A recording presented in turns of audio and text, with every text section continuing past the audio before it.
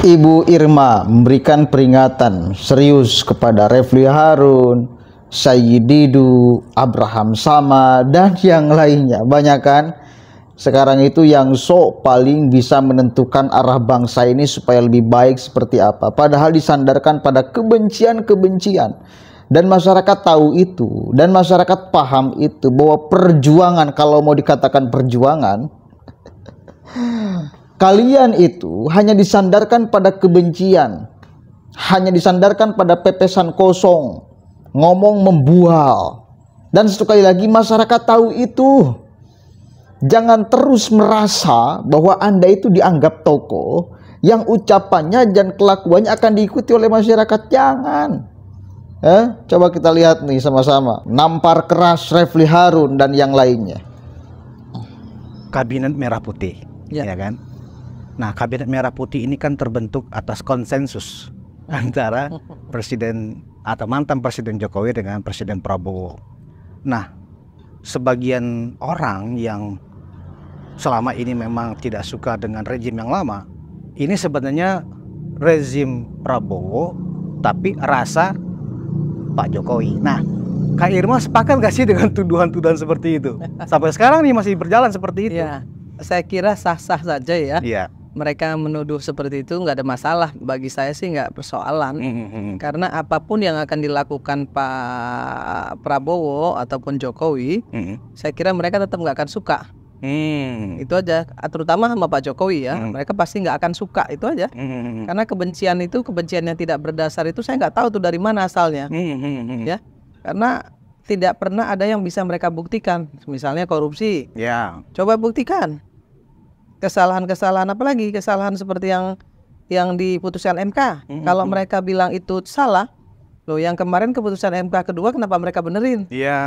Kan nggak fair juga. Kalau mau disalahin, salahin dua-duanya dong. Ya kan? Karena yang kedua ini sebenarnya haknya hak DPR. Betul. Bukan hak MK untuk merubah 7%, 5% itu bukan hak MK. MK nggak boleh memutuskan itu karena dia hanya menguji undang-undang kan sebenarnya. Tapi apa boleh buat karena memang rakyat yang begitu masifnya pada saat itu ya terprovokasi sampai sebegitu rupa dan memang ada clearan di situ ya akhirnya itu menjadi sah.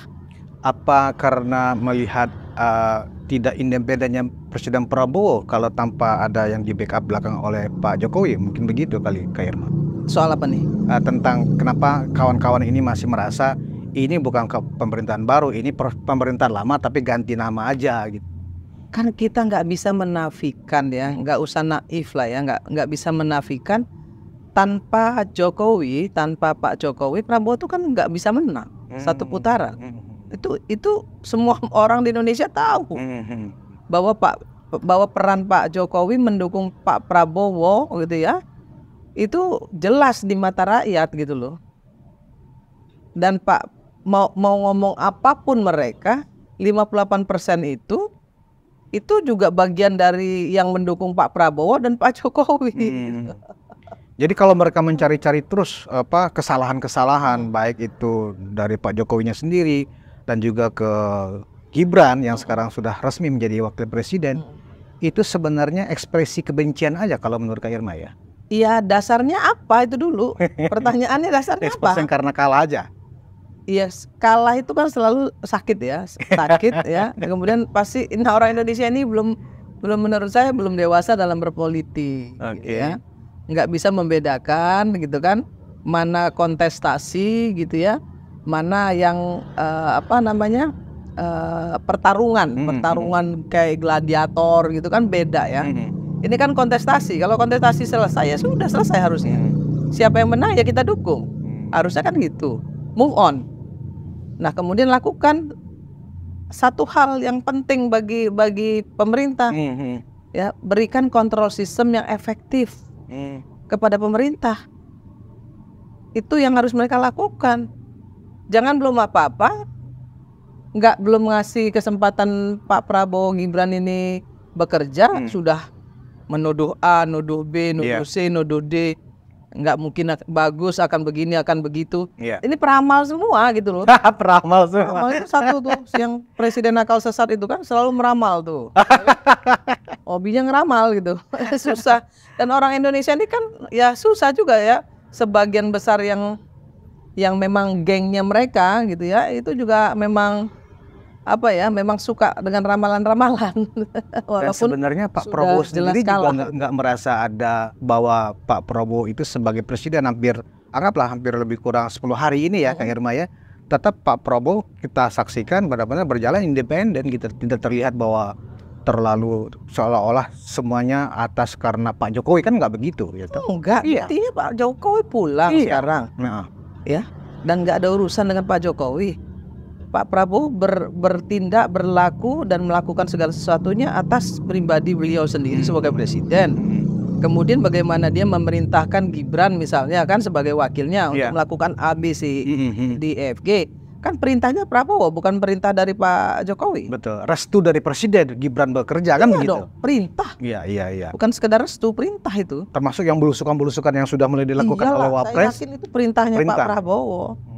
Jadi antara Pak Prabowo dengan Gibran sendiri, saya yakin juga punya konsensus. Iya kan? Karena Pak Prabowo dengan usianya, mungkin Pak Prabowo bicara soal hubungan bilateral. Betul.